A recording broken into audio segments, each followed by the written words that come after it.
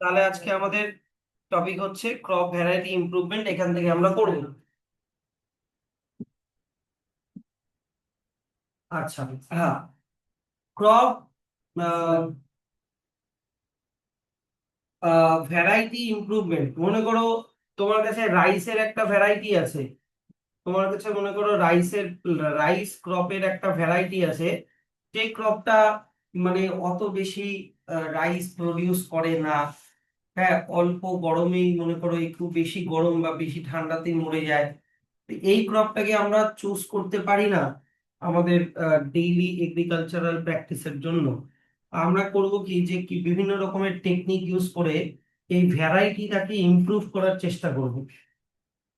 কি কি ভ্যারাইটি ওর মধ্যে রাখার চেষ্টা করব যাতে ও বেশি করে প্রডিউস করে, high yield, natural resistance to disease, মানে ওর মধ্যে যাতে কোনো রকমের ডিজিজ ইজিলি যাতে না হয়ে যায়। এগুলো আমরা জিনিসগুলো দেখব।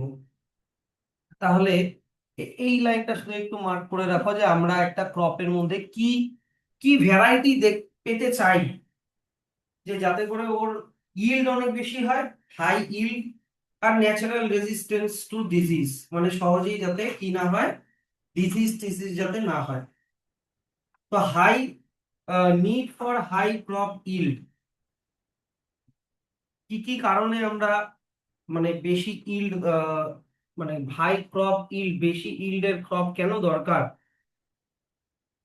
দেখো, এক নাম্বার, এগুলো সব জাস্ট রিডিং করে রাখবা। High yield, the main aim of crop improvement is to improve the productivity of economic produce. যাতে বেশি করে ক্রপ প্রডিউস হয়, সেটা গ্রেইন হোক, ভেজিটেবল হোক, ফডার হোক, যাই হোক না কেন, তাদের যাতে ইল্ড বা প্রোডাকশন যাতে বেশি হয়, এটা এক নাম্বার। দুই নাম্বার হচ্ছে ইমপ্রুভ কোয়ালিটি, খেতে ভালো। তারপরে হচ্ছে ভিটামিন বা যেটাই নিউট্রিয়েন্ট থাকুক না কেন, সেটাও বেশি করে থাকবে। হ্যাঁ, সেটাই। দেখো, এখানে লেখা আছে quality consideration of crop products variety varies from crop to crop. Example, baking quality in wheat. কোনো কোনো হুইট আছে যেগুলোর আটাকে বেকিং করতে খুব কম টাইম লাগে। দুই number, protein quality in pulses. কিছু কিছু ডাল আছে যাদের মধ্যে খুব ভালো কোয়ালিটির প্রোটিন আছে। oil quality in oil seed, and preserving quality of fruit and vegetables. কিছু কিছু ফ্রুট আছে যেগুলো অনেকদিন পচে না, অনেকদিন না পচে মানে টাটকা থাকে। এগুলো হচ্ছে আরেকটা ইমপ্রুভড কোয়ালিটি। তিন নাম্বার কি, biotic and abiotic resistance. Biotic মানে লিভিং অর্গানিজম, মনে করো কোনো পেস্ট ওকে অ্যাটাক করতে পারবে না। আর অ্যাবায়োটিক মানে non living. Non living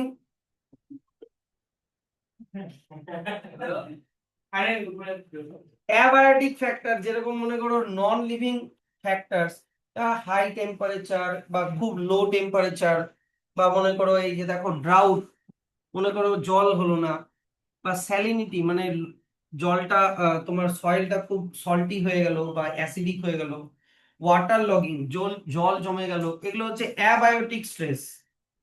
hit হয়ে গেল, কোল্ড হয়ে গেল, ফ্রস্ট হয়ে গেল মানে বরফ পড়ে গেল, এগুলো হচ্ছে অ্যাবায়োটিক স্ট্রেস। ঠিক আছে। আর বায়োটিক স্ট্রেস কি, লিভিং অর্গানিজম।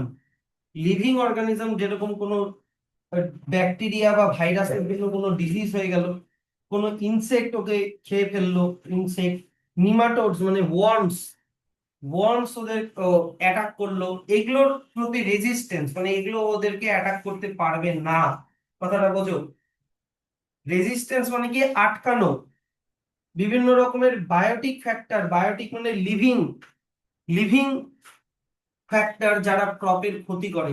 কোন কোন লিভিং ফ্যাক্টর ক্রপের ক্ষতি করতে পারে, কোনো ব্যাকটেরিয়া বা ভাইরাসের জন্য ডিজিজ, কোনো ইনসেক্ট অ্যাটাক, বা কোনো ওয়ার্ম অর নিমাটোড অ্যাটাক, এগুলো হচ্ছে লিভিং জিনিস যেগুলো ক্রপের ক্ষতি করতে পারে। কিন্তু তুমি এমন ভাবে ক্রপটাকে বানালা যে লিভিং মানে কোনো ব্যাকটেরিয়া, ইনসেক্ট বা ওয়ার্ম ক্রপকে অ্যাটাক করতে পারলো না। ঠিক আছে। বা অ্যাবায়োটিক স্ট্রেস মানে নন লিভিং, কি কি নন লিভিং, লেস ওয়াটার মানে ড্রাউট, তারপর হচ্ছে সয়েলটা, সয়েলের মধ্যে বেশি সল্ট হয়ে যাওয়া মানে স্যালিনিটি, ওয়াটার লগিং মানে জল জমে যাওয়া, এগুলো নন লিভিং। হিট খুব বেশি কোল্ড বা ফ্রস্ট, মানে ফ্রস্ট মানে কি বললাম, বরফ, বরফ পড়লো, এই অ্যাবায়োটিক জিনিসগুলোতেও যাতে ক্রপটা না মারা যায়, তো তোমাকে এরকম ক্যারেক্টারিস্টিক্স ঢুকাতে হবে ক্রপের মধ্যে। যেরকম একটা এক্সাম্পল দেওয়া আছে যে MU W318, এইটা এইটা হচ্ছে একটা HYV। HYV এর ফুল ফর্ম হচ্ছে হাই ইয়েল্ডিং ভ্যারাইটি, মানে এ খুব বেশি করে প্রোডাকশন করে। কিসের? এটা হচ্ছে হুইটের একটা variety, which is released for cultivation in non-traditional areas as Nilgiri, তারপরে হচ্ছে পালনি hill, and resistant to all the rust, কোনো রকমের ব্যাকটেরিয়া ফাঙ্গাস ওকে অ্যাটাক করতে পারবে না। তো এগুলা যে জানিস মানে নিজেরাই বানিয়ে বানিয়ে লিখতে পারা যায় সেই রকম ভাবে পড়বা, ওরকম লাইন বাই লাইন ওরকম ভাবে পড়া যাবে না। তারপরে চলে আসো গ্রিন রেভলিউশন। গ্রিন রেভলিউশন হচ্ছে একটা মুভমেন্ট, একটা মুভমেন্ট যেটা ওয়ার্ল্ড ওয়াইড হয়েছিল। হ্যাঁ, তো ইন্ডিয়াতে এই গ্রিন রেভলিউশন, গ্রিন মানে এখানে কাকে রিপ্রেজেন্ট করছে? ক্রপকে রিপ্রেজেন্ট করছে, ক্রপের কালার গ্রিন হয়। তো বেশি করে ক্রপের প্রোডাকশনের জন্য যে মুভমেন্টটা হয়েছিল 1970s এটা হয়েছিল ইন্ডিয়াতে। হ্যাঁ, সেটা হচ্ছে গ্রিন রেভলিউশন বলা হয়। ওয়ার্ল্ড ওয়াইড এটা আরেকটু আগে শুরু হয়েছিল, ইন্ডিয়াতে এটা শুরু হয়েছিল 1970s। হ্যাঁ, এইটা কি একটা, যাতে 1970s এর আগে ফার্মাররা যেই মেথডে ফার্মিং করতো সেটাতে অত বেশি প্রোডাকশন হতো না। ওরা ট্র্যাডিশনাল ওয়েতে করতো, গরুর গাড়ি দিয়ে লাঙল দিয়ে, মানে সয়েল প্রিপারেশন করতো, বুঝতে পারলা? অত বেশি ফার্টিলাইজার ইউজ করতো না, মানে ওল্ড মেথডে করতো। কিন্তু একজন আহ মানে সায়েন্টিস্ট যার নাম হচ্ছে M.S. স্বামীনাথন, এনার মানে কি বলবো, এনার উদ্যোগে, হ্যাঁ, 1970s এর পর থেকে কিছু আহ কিছু কি বলবো, উম, কি বলে ওগুলোকে, কিছু পলিসি আনা হয় ফার্মারদেরকে হেল্প করার জন্য।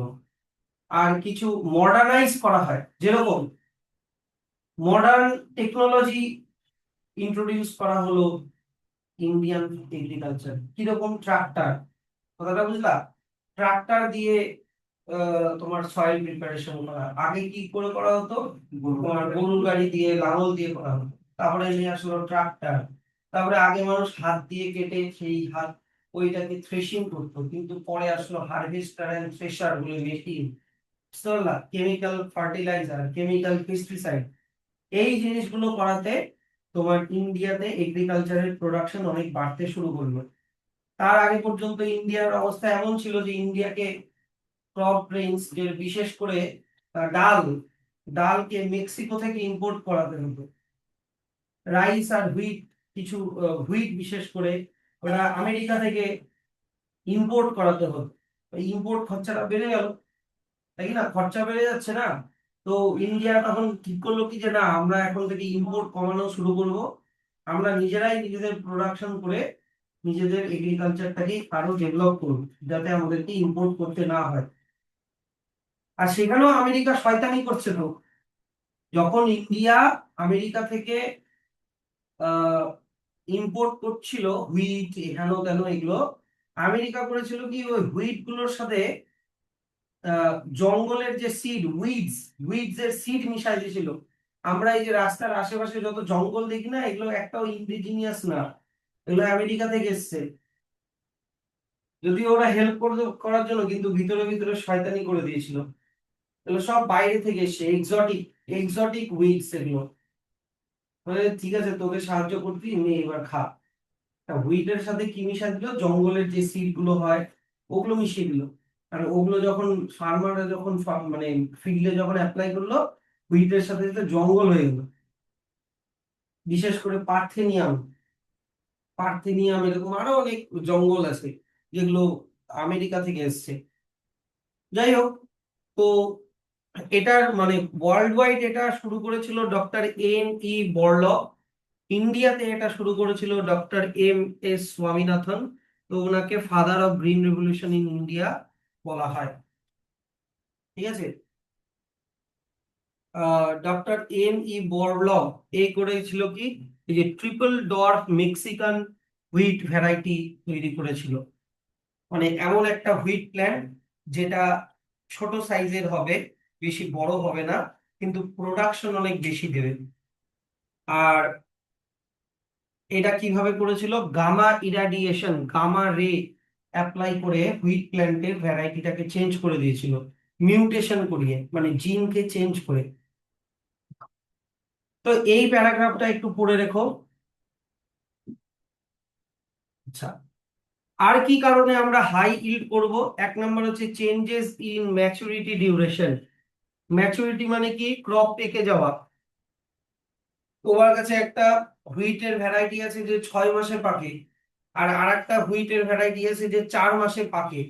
তোমার কোনটাতে লাভ বলো? 4 মাসেরটাতে লাভ। যত তাড়াতাড়ি বড় হয়ে যাবে, ম্যাচিওর হয়ে যাবে, তুমি তত তাড়াতাড়ি ওটাকে কেটে বাজারে বিক্রি করে তুমি ওই ফিল্ডটাকে ফাঁকা করে আবার নতুন ক্রপ ওখানে লাগাতে পারবা, তাই কি না? তাহলে চেঞ্জেস ইন ম্যাচুরিটি ডিউরেশন, যত তাড়াতাড়ি বড় হবে। এই যে দেখো, in some of the short duration crop, early maturing varieties can make the crop fit into double and multiple cropping system. মানে একটা ফিল্ডে এক বছরে তুমি 2বার 3বার মানে ক্রপ লাগাতে পারবা, যদি ক্রপ গুলো তাড়াতাড়ি বড় হয়ে যায়। This will also reduce the crops cost production.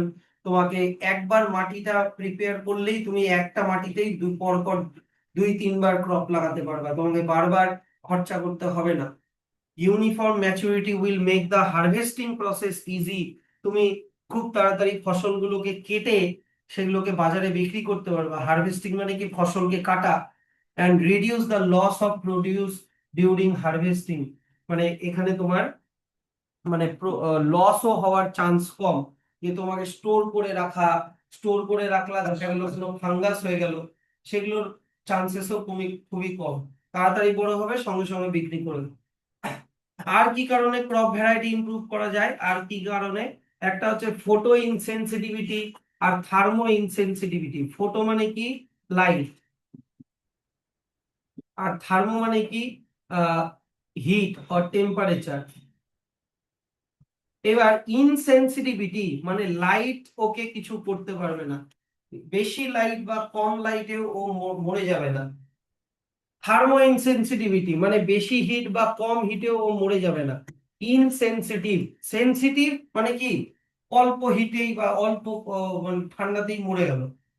খুবই সেনসিটিভ। কিন্তু ইনসেনসিটিভ কথাটার মানে মানে ও মানে বেশ রেজিস্ট করতে পারে, টিকে থাকতে পারে। তাহলে বেশি লাইট বা কম লাইটেও যাতে ক্রপ গুলো মারা না যায়, বা বেশি হিট বা কম হিটেও যাতে ক্রপ গুলো মারা না যায়, এরকম ভ্যারাইটি তৈরি করা হলো। ঠিক আছে। তারপরে দেখো, এগুলো most of the plants are sensitive to certain abiotic factors such as light and temperature. Development of photoinsensitive and thermoinsensitive crop varieties will help in crossing the cultivation boundaries. মানে তোমার যেগুলো রেস্ট্রিকশন ছিল সেগুলোকে ক্রস করে তুমি আরো ভালো variety crop produce করতে পারবা। যেরকম high yielding variety of wheat, example MACS 2469, that can tolerate high temperature. এটা এমন একটা ভ্যারাইটির হুইট যে অনেক টেম্পারেচারেও মরে না। তাহলে এগুলোকে, এই হুইট গুলোকে, যে আমাদের দেশে যেখানে খুব গরম পড়ে, যেমন মনে করো রাজস্থান, ওখানেও গ্রো করা যাবে, তাই কি না? শুধু যে স্পেসিফিক স্টেটেই আমাদেরকে গ্রো করাতে হবে এমন কোনো মানে নেই। 6 নম্বর, ডিজাইরেবল অ্যাগ্রোনমিক ট্রেটস। ডিজাইরেবল মানে কি? What we want. ডিজায়ার মানে কি? আমরা কি চাই। What we want. অ্যাগ্রোনমিক মানে কি? এগ্রিকালচার। আর ট্রেট মানে কি? ক্যারেক্টার।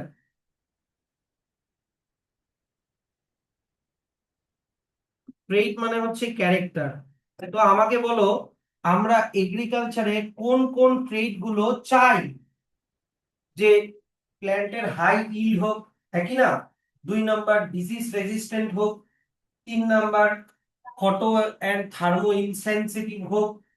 বেশি জল বা কম জলেও যাতে মরে না যায়। এগুলোই তো কি? Desirable agronomic traits. যে আমরা যেই ক্রপ গুলোকে গ্রো করাচ্ছি তার মধ্যে কি কি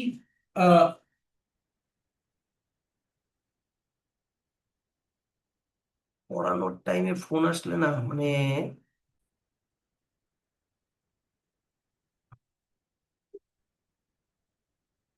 ডিজায়ারেবল অ্যাগ্রোনমিক ডিজায়ার্ড অ্যাগ্রোনমিক ট্রেডস, হ্যাঁ, যেটা হচ্ছে কি দেখো মানে আলটিমেটলি কি তোমার যাতে হায়ার প্রোডাকশন হয়, যেমন কি কি, tallness, high tillering and profuse branching. High tillering and profuse branching মানে বেশি করে যাতে ব্রাঞ্চ আর পাতা হয়, যত বেশি ব্রাঞ্চ হবে তত বেশি ফল হবে। কথাটা বুঝতে পারছো? একটা ধান গাছে যত বেশি ব্রাঞ্চ হবে তত বেশি ধানের সিড হবে। তারপরে হচ্ছে এগুলো আহ, মানে ফডার ক্রপের ডিজাইরেবল অ্যাগ্রোনমিক ট্রেটস। তারপরে হচ্ছে কোনো কোনো ক্রপ আছে যেগুলো আমরা চাই আবার বেশি টল যাতে না হোক, মানে ডর্ফ হোক, ডর্ফ মানে যাতে ছোট সাইজের হোক, সেগুলো আবার অন্য সিরিয়াল ক্রপস এর জন্য এগুলো আইডিয়াল। টলনেস হচ্ছে ফডার ক্রপের জন্য, আর ডর্ফনেস হচ্ছে সিরিয়াল ক্রপের জন্য। ঠিক আছে, তারপরে চলে আসো, যেমন এক্সাম্পল দেখো, সুগার কেনের একটা ভ্যারাইটি আছে যেটার নাম CO975, CO62399। এগুলো কি? এগুলো হচ্ছে রেড রট বলে একটা রোগ হয় সুগার কেনের, যেখানে সুগার কেনের স্টেম গুলোতে কালো কালো ছোপ ছোপ হয়ে যায়, লাল সরি কালো না তো, লাল লাল ছোপ হয়ে যায়, একটা ফাঙ্গাল ডিজিজ। তো ওটার থেকে এটা রেজিস্ট্যান্ট হয়ে গেছে, এরকম ভ্যারাইটি বানানো হয়েছে সুগার কেনের। তারপরে আরো একটা এক্সাম্পল আছে কি, চিকেন পি, মানে চিকেন পি মনে হয় মুগ ডাল, মুগ ডাল না মসুর ডাল যাই হোক, এটার একটা ভ্যারাইটি আছে BG244 অ্যান্ড ICC34। হ্যাঁ, এরা কি, এরা এমন মুগ ডাল যারা সোজা ভাবে গ্রো করে, গ্রো ইরেক্ট, ইরেক্ট মানে কি সোজা ভাবে, এরা বেঁকে যায় না, অ্যান্ড যাদের অনেক ব্রাঞ্চেস হয়, মেনি ব্রাঞ্চেস হয়, যত বেশি ব্রাঞ্চ তত বেশি ডাল। ঠিক আছে, অ্যান্ড পডস, পডস মানে কি মটরশুঁটি যেরকম একটা খোসার মধ্যে হয়, ডালও কিন্তু ওরকম একটা খোসার মধ্যে হয়। পড যত বেশি হবে তত বেশি ডাল হবে। আর পড গুলো বেস থেকে টিপের মধ্যে অনেক বেশি করে তৈরি হবে। তো এগুলো কিছু মানে বেসের দিকে অনেক পড থাকবে, টিপের দিকে অনেক পড থাকবে। আচ্ছা, তারপরে চলে আসো ওয়াইডার অ্যাডাপটিভিটি। ওয়াইডার অ্যাডাপটিভিটি এগুলো ঘুরে ফিরে সব একই গল্প। মনে করো আমি তোমাকে বললাম একটা ক্রপ তোমার 20 ডিগ্রি সেলসিয়াস টেম্পারেচার থেকে 30 ডিগ্রি সেলসিয়াস টেম্পারেচার পর্যন্ত টলারেট করতে পারে। আর একটা ক্রপ তোমার 10 ডিগ্রি সেলসিয়াস টেম্পারেচার থেকে 40 ডিগ্রি সেলসিয়াস টেম্পারেচার পর্যন্ত টলারেট করতে পারে টেম্পারেচার। তাহলে কোন কে বেশি ওয়াইড টেম্পারেচার টলারেট করতে পারছে, এ নাম্বারটা না বি নাম্বারটা? বি নাম্বারটা। এর ডিফারেন্স দেখো 40 to 10 মানে 30 ডিগ্রি পর্যন্ত এ টলারেট করতে পারে, কিন্তু এখানে 30 to 20 মানে মাত্র 10 ডিগ্রি ডিফারেন্স সহ্য করতে পারে। তার মানে যদি এ নাম্বার ক্রপটা 20 ডিগ্রি সেলসিয়াসের টেম্পারেচার থেকে কমে যায় তাহলেও এ মরে যাবে, 30 ডিগ্রি থেকে যদি বেড়ে যায় তাহলেও মরে যাবে। কিন্তু বি নাম্বার ক্রপটা ভাবো 20 ডিগ্রি থেকে যদি কমে যায় তাহলেও বেঁচে থাকবে, কারণ ও 10 ডিগ্রি পর্যন্ত সহ্য করতে পারে, বুঝতে পারছো? আর 30 থেকেও যদি বেড়ে যায় তাহলেও ও বেঁচে থাকবে, কারণ ও 40 ডিগ্রি পর্যন্ত টেম্পারেচার সহ্য করতে পারে। মানে ওয়াইডার অ্যাডাপটিভিটি, কথাটা বুঝতে পারছো? মানে ওদের এই অ্যাবায়োটিক স্ট্রেস গুলোকে সহ্য করার ক্ষমতা অনেক ওয়াইড, অনেক কম থেকে অনেক বেশি। এইটা হচ্ছে এটা শুধু টেম্পারেচার দিয়ে বুঝালাম, সেটাতে শুধু টেম্পারেচার দিয়ে হবে এমন না, সয়েলের স্যালিনিটিও হতে পারে, কম স্যালিনিটিতেও বাঁচবে, বেশি স্যালিনিটিতেও বাঁচবে, মানে সল্ট অ্যাসিডিটি হতে পারে, মানে সয়েলটা খুব অ্যাসিডিক বা খুব বেসিক হয়ে গেল সেক্ষেত্রেও বাঁচবে। এগুলো হচ্ছে জল, কম জলেও বাঁচবে, বা ওয়াটার যদি মানে জমে যায় তাহলেও বাঁচবে। এগুলো হচ্ছে ওয়াইডার অ্যাডাপটিভিটি। ওয়াইডার অ্যাডাপটিভিটির একটা খুব ভালো ফায়দা হচ্ছে যে অনেকদিন আগে কি ছিল, যে একটা পার্টিকুলার ক্রপ একটা পার্টিকুলার স্টেটেই হতো, যেমন পাঞ্জাব খুব বিখ্যাত ছিল হুইটের জন্য, গম। কিন্তু এখন হুইট বলতে গেলে প্রায় সব স্টেটেই হয়। আগে হুইটের জন্য পাঞ্জাব ওই সব সাইডেই বেশি ডিপেন্ডেন্ট ছিল, ইন্ডিয়া। কিন্তু এখন হুইট কিন্তু সব ইয়েতেই হচ্ছে, কারণ কি হুইটের এবার সব স্টেটে টেম্পারেচার রেইনফল তো সেম না। হয়তো পাঞ্জাবে এমন টেম্পারেচার রেইনফল যে ওটা আইডিয়াল, কিন্তু এখন হুইটের এমন ভ্যারাইটি বানানো হয়েছে যে বেশি টেম্পারেচারেও হুইট হচ্ছে, কম টেম্পারেচারেও হুইট হচ্ছে, বেশি রেইনফলেও হুইট হচ্ছে, কম রেইনফলেও হুইট হচ্ছে। তার জন্য হুইটকে অন্য স্টেটেও গ্রো করানো যাচ্ছে। কথাটা বুঝতে পারলা? ইভেন ন্যাচারালি হয়েছে না হিউম্যানরা? না, হিউম্যান ওগুলো আর্টিফিশিয়ালি বানিয়েছে অনেক ট্রিক্স এন্ড টুইক্স করে প্ল্যান্টের মধ্যে। তাহলে ওয়াইডার অ্যাডাপ্টিভিটি, যে কি বলেছে যে stabilising the crop production under different environmental condition, তাই কি না? যেমন একটা এক্সাম্পল হচ্ছে ICPH8, এটা হচ্ছে একটা পিজিএনপি এর একটা ভ্যারাইটি, যে খুব তাড়াতাড়ি বড় হয়ে যায়, short duration to mature, and escape diseases such as fusarium wilt, এটা একটা ফাঙ্গাল ডিজিজ, এটা এটা ওদের হয় না। স্টেরিলিটি মোজাইক, এটাও আর একটা ডিজিজ, এটা ওটা হয় না। এই ফাঙ্গাস গুলো ওদেরকে মানে অ্যাটাক করার আগেই ওরা বড় হয়ে যায় আর ওদেরকে কেটে বাজারে বিক্রি করে দেয়।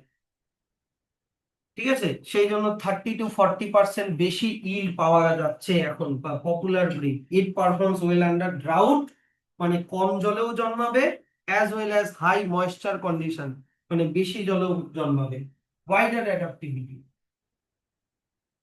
কথাটা বুঝলা? তাহলে এরকম হাই ইয়েল্ডিং ক্রপ ভ্যারাইটি আমরা বানাবো কি করে? হাই ইয়েল্ডিং ক্রপ ভ্যারাইটি আমরা বানাবো কি করে? মেকানিজমটা কি?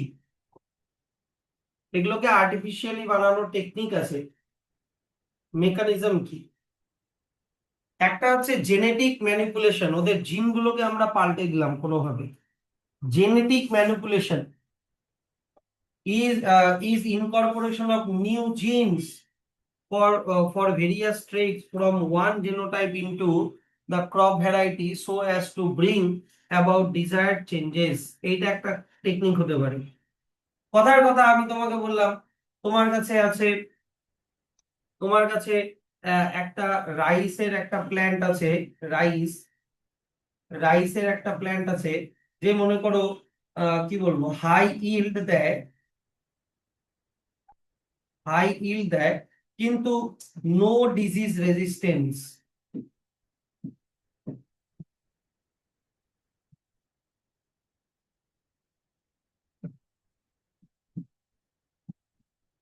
কথাটা বুঝতে পারলা? তোমার কাছে একটা রাইস আছে যে হাই ইল্ড দেয়, মানে অনেক বেশি প্রোডাকশন দেয়, কিন্তু ওর ডিজিজ রেজিস্ট্যান্স ক্ষমতাটা অত ভালো না। মনে করো কোনো ব্যাকটেরিয়া বা ফাঙ্গাস ওকে ইজিলি অ্যাটাক করে দেয়। আর তোমার কাছে আরেকটা রাইস আছে, আরেকটা রাইসের ভ্যারাইটি আছে, যার মনে করো ইল্ড লো ইল্ড মানে অত বেশি প্রোডাকশন করে না, বাট ডিজিজ রেজিস্ট্যান্স,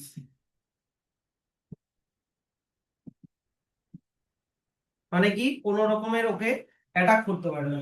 তো আমরা যদি এদের এদের মধ্যে ভালো ক্যারেক্টার কোনগুলো, ডিজিজ রেজিস্ট্যান্স আর হাই ইল্ড, এগুলো ভালো ক্যারেক্টার। কথাটা বুঝতে পারছো?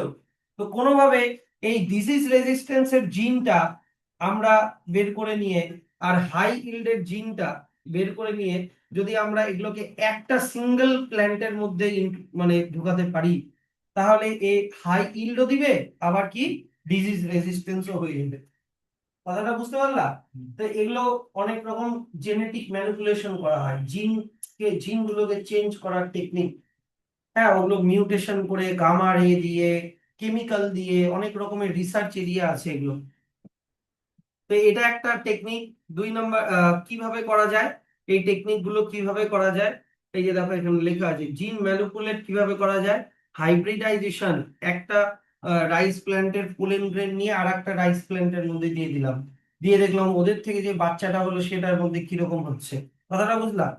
মিউটেশন, গামা রে, আলফা রে, এরকম অনেক রকমের রে, আল্ট্রাভায়োলেট রে বা মানে ইনভিজিবল রে দিয়ে যেগুলোর হাই ফ্রিকোয়েন্সি হয় ওগুলো দিলেও জিন চেঞ্জ হয়ে যায়।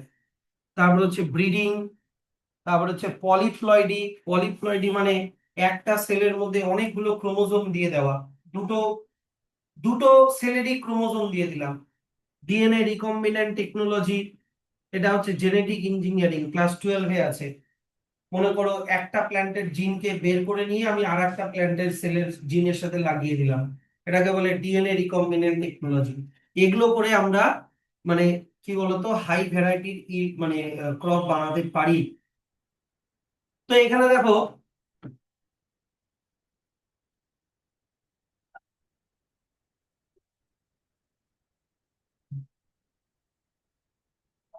হুম,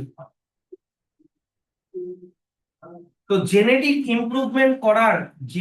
ইমপ্রুভমেন্ট করার মানে জিনটাকে আরো উন্নত করার তিনটা স্টেপ হয়। একটা হচ্ছে ইন্ট্রোডাকশন, একটা হচ্ছে সিলেকশন, আর একটা হচ্ছে হাইব্রিডাইজেশন। তিনটা স্টেপে হয়। 1 নম্বর step introduction. Introduction, selection and hybridisation. তোমাকে আমি শর্টে একটা গল্প শোনাই। গল্পটা হচ্ছে এরকম, ধরে নাও তুমি মেক্সিকোতে একটা খুব ভালো ভ্যারাইটির কি বলবো হুইট পেলা। ঠিক আছে, মেক্সিকোতে তুমি একটা খুব ভালো ভ্যারাইটির হুইটের খোঁজ পেলা। হ্যাঁ, যেই হুইটটা খুব ভালো ডিজিজ রেজিস্ট্যান্স, যেই হুইটটা যেই হুইটটা তোমার হচ্ছে খুব ভালো ইল্ড দেয়। তো তুমি চাইছো কি যে এই হুইটটাকে তুমি ইন্ডিয়াতে গ্রো করাতে চাইছো। এই হুইটটাকে তুমি কি বললাম ইন্ডিয়াতে গ্রো করাতে চাচ্ছ, কিন্তু মেক্সিকোর যে ক্লাইমেটে এই হুইটটা হয় নিশ্চয়ই ওটা ইন্ডিয়ার ক্লাইমেটে যে হবেই তার কোনো গ্যারান্টি নাই। মেক্সিকোর ক্লাইমেট আর ইন্ডিয়ার ক্লাইমেট অনেক আলাদা। তো তুমি কি করলা, এই হুইট প্ল্যান্টের মধ্যে মনে করো 100টা হুইট প্ল্যান্ট নিয়ে আসে তুমি ইন্ডিয়াতে তুমি বিভিন্ন স্টেটে আলাদা আলাদা ক্লাইমেটের বিভিন্ন স্টেটে ইন্ট্রোডিউস করলা। কথাটা বুঝলা? ইন্ট্রোডাকশন 1 নম্বর স্টেপ যেটা ছিল ইন্ট্রোডাকশন করালা। তাহলে তুমি 10টা প্ল্যান্ট অন্য ক্লাইমেটে লাগালা আর 10টা প্ল্যান্ট এরকম আলাদা আলাদা করে দেখলা। তো কথার কথা ধরে নাও আমি বললাম হরিয়ানার ক্লাইমেটে এই 10টা প্ল্যান্ট মনে করো বাঁচলো, 100টার মধ্যে 10টা প্ল্যান্ট বেঁচে থাকলো, বাকি অন্য স্টেটে মনে করো মারা গেল। বুঝতে পারলা? তার মানে আমি এখন হরিয়ানাতে যেই ক্রপ গুলো থাকলো সেগুলোকে সিলেক্ট করলাম। কি বুঝতে পারলা? সিলেকশন। 2nd নাম্বার কি বললাম? সিলেকশন। তার মানে এই প্ল্যান্ট গুলোকে আমি ইন্ডিয়াতে বা হরিয়ানার মতো যেরকম ক্লাইমেট আছে সেই স্টেট গুলোতে আমি গ্রো করাতে পারি। বুঝলা? এইবার তুমি কি করলা, তোমার কাছে ইন্ডিয়ান ভ্যারাইটিরও কিছু হুইট আছে, তোমার কাছে ইন্ডিয়ান ভ্যারাইটিরও কিছু হুইট আছে। এইটা সিলেক্ট করলে, এটা ছিল মেক্সিকান ভ্যারাইটি, এটা মেক্সিকান ভ্যারাইটি তুমি নিলা। হলো? এবার তুমি কি করলা, মেক্সিকান ভ্যারাইটির সাথে ইন্ডিয়ান ভ্যারাইটির তুমি হাইব্রিডাইজেশন করবে।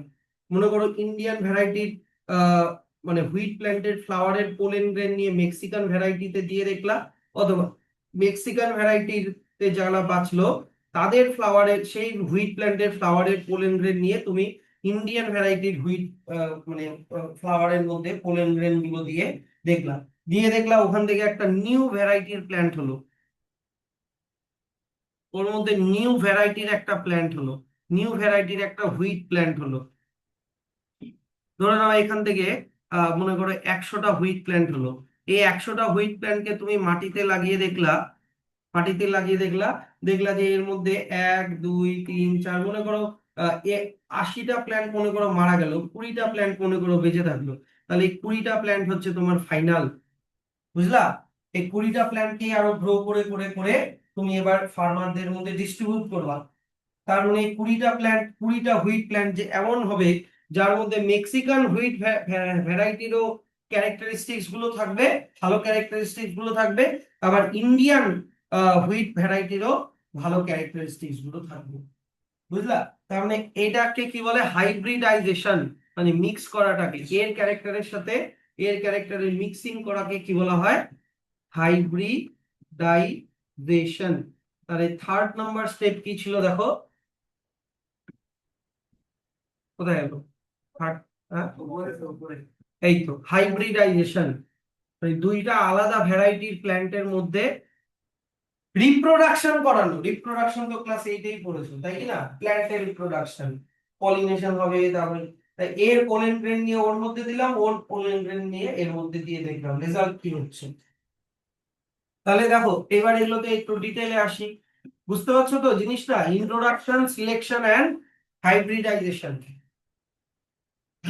যে অন্য কোনো কান্ট্রি থেকে বা অন্য কোনো জায়গা থেকে, অন্য ক্লাইমেটের ভালো ভ্যারাইটির ক্রপকে আমি একটা পার্টিকুলার জায়গায় ইন্ট্রোডিউস করালাম। এবার ইন্ট্রোডিউস হওয়ার জন্য প্ল্যান্ট, এটাকে বলে প্ল্যান্ট ইন্ট্রোডাকশন করা। যে introducing new plants from their growing place to a new region with different climate is called plant introduction. এবার এই নতুন প্ল্যান্ট গুলো নতুন ক্লাইমেটে অ্যাডজাস্ট হতে হবে। এই অ্যাডজাস্টমেন্ট হওয়াতে দেখা গেল 100টার মধ্যে 90টা মারা গেল, 10টা বেঁচে থাকলো। ওই 10টা অ্যাক্লিমেটাইজ হয়ে গেছে, মানে 10টা অ্যাডজাস্ট করে নিয়েছে, বাকি 90টা মারা গেছে। কথাটা বুঝতে পারলাম? তো এগুলো হচ্ছে, it is a quick method to bring about improvement with minimum effort and cost. খুব কম খরচায় খুব তাড়াতাড়ি নতুন ভ্যারাইটি বানানো যায়।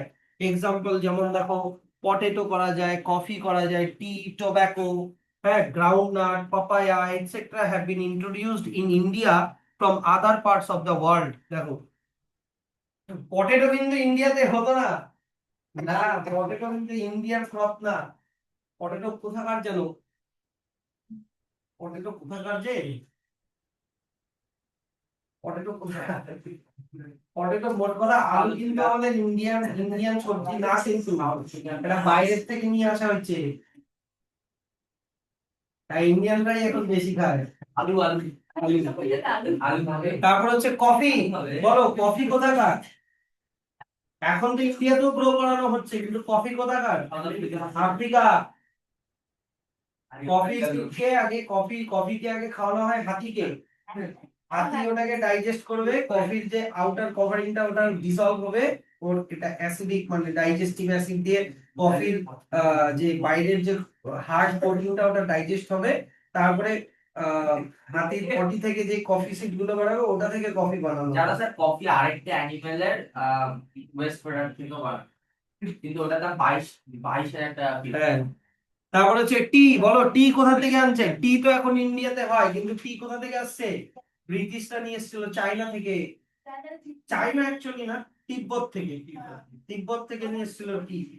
আমাদের নেপালে খুব এখন ইন্ডিয়াতে হচ্ছে। কিন্তু ইন্ডিয়া টোব্যাকো। টোব্যাকো কোথা থেকে নিয়ে আসা হয়েছে? এই নেশাখোর গুলা বলো টোব্যাকো কোথা থেকে আসা হয়েছে? এই বড় নেশা ভালো বলতে পারে না। নেশা করে? হ্যাঁ দ্বিতীয় নেশা করো? কে বলে আরে আমার টোব্যাকো কোথা থেকে নিয়ে আসা হয়েছে? টোব্যাকো মনে হয় মিডল ইস্ট থেকে আনা হয়েছে, আরাবিয়ান কান্ট্রি ওগুলো থেকে। আচ্ছা যাই হোক, বলতে পারবা রিসেন্ট রিসেন্ট ইয়ারে একটা খুব পপুলার ফ্রুট যেটা ইন্ডিয়াতে এখন গ্রো করা হচ্ছে, ড্রাগন ফ্রুট বলতে পারো, ওর থেকেও পপুলার আর একটা হয়েছে অ্যাভোকাডো। অ্যাভোকাডো এক্সক্লুসিভলি মেক্সিকোতে হতো, আর এখন ইন্ডিয়াতে হচ্ছে অ্যাভোকাডো। বাড়িতে করো, কোটি কোটি টাকার কারবার হয়ে যাবে। দামও প্রচুর। আরে হ্যাঁ যাই হোক, এবার দেখো দিস প্রসেস। এবার সিলেকশন। সিলেকশন তোমার, তুমি কি খারাপ প্ল্যান গুলোকে সিলেক্ট করবে না ভালো প্ল্যান গুলোকে সিলেক্ট করবে? অবশ্যই যার মধ্যে আহ, দেখো, ডিজায়ারেবল। ডিজায়ারেবল মানে একটু আগে আমি বললাম, তুমি যেটা চাও বা যেটা ডিমান্ড আছে সেই অফস্প্রিং গুলোকেই তুমি সিলেক্ট করলা, সিলেক্ট করা, আর ওটাকে কন্ট্রোলড ওয়েতে প্রপাগেট করলা, মানে ওদেরকে ওদের নাম্বার আরো বাড়ালা, চাষ করে করে আরো ওদের নাম্বার বাড়ালা। প্রপাগেশন মানে ইনক্রিজ করা। আমি line by line word by word বলছি কিন্তু, ঠিক আছে? তো selection favours the survival and further propagation of some plants having more desirable characters, যেমন হাই ইল্ড, হাই কোয়ালিটি। তো সিলেক্ট করে সিলেক্ট করার মানে কি, ওগুলো নতুন ক্লাইমেটে বেঁচে বেঁচে থাকলো এখন। ধরে নাও মেক্সিকো থেকে যে অ্যাভোকাডো প্ল্যান্ট গুলো নিয়ে এসেছিল, সবাই তো আর বেঁচে থাকেনি। ধরো 100টা নিয়ে এসেছিলে, 100টার মধ্যে 90টা বা 95টা মরেই গেছে, বেঁচে গেছে ওই 5টা। তাহলে ওই 5টা প্ল্যান্ট থেকে যদি বলা যাবে যে হ্যাঁ এই 5টা প্ল্যান্ট তার মানে ইন্ডিয়ান ক্লাইমেটে গ্রো করতে পারবে, তো ওই 5টা প্ল্যান্ট থেকে যদি আরো 10টা, 10টা থেকে 100টা করা যাবে নতুন করে গ্রো করা, তাহলে এইভাবেই তো জিনিসগুলো হয়। সো দেয়ার দুই রকমের সিলেকশন হয়, একটা হচ্ছে মাস সিলেকশন আর একটা পিওর লাইন সিলেকশন। এগুলো আমি বলবো শুধু রিডিং পড়বা, এগুলো শুধু রিডিং পড়বা, এগুলো অত ডিটেলে তোমাদের আসে না, কোনোবার আসেনি এগুলো, মাস সিলেকশন আর পিওর লাইন সিলেকশন। আবার ফোন এসছে গো।